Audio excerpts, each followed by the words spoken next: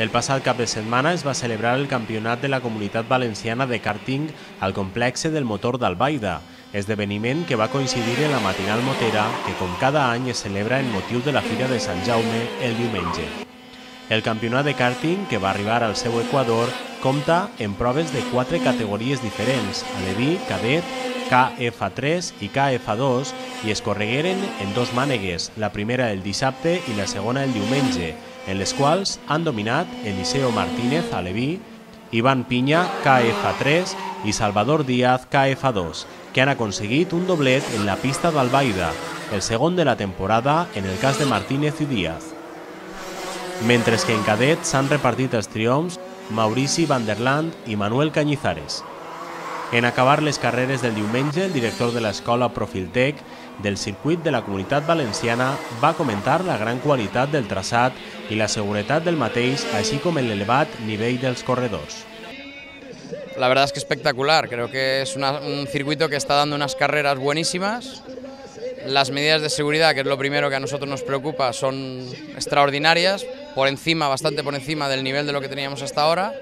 Y luego el trazado, cada uno tendrá su opinión. A mí particularmente me gusta mucho y da carreras muy divertidas, que es lo importante.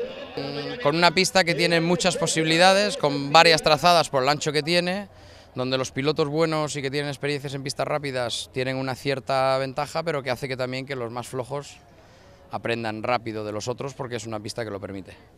En acabar les 2 mànegues, la classificació queda de la següent manera. A la categoria aleví, Eliseo Martínez lidera la classificació en 217 punts, a 38 del segon, que és Adrián Errando. En cadets, el primer classificat és Manuel Cañizares en 153 punts pel 141 de Maurici Van der Land. John del Valle encapçala la classificació de KF3, avantatjant al segon classificat Rufino Gargallo en 32 punts. I en el que fa referència a la categoria KF2, Salvador Díaz augmenta la seva distància en els seus perseguidors, arribant ja als 199 punts. Li segueix Carmen Boix en 156 punts, que ha remuntat des de la 8a posició, i Javier Lergo en 154 punts. Per altra banda, va tindre lloc la matinal motera que, com cada any, es celebra en motiu de la Fira d'Albaida.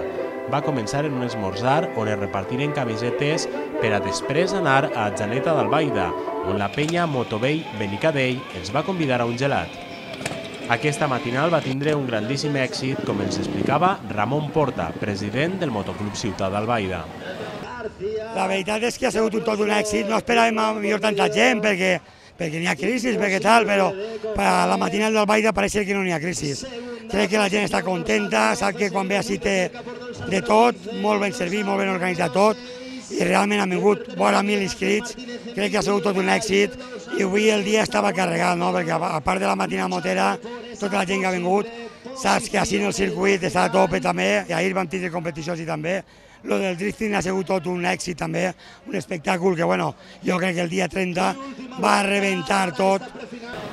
Una vegada donaren compte del gelat, es va dirigir al circuit on pogueren gaudir del campionat de kàrting. Al remat, a Albaida, es va viure una gran jornada de motor.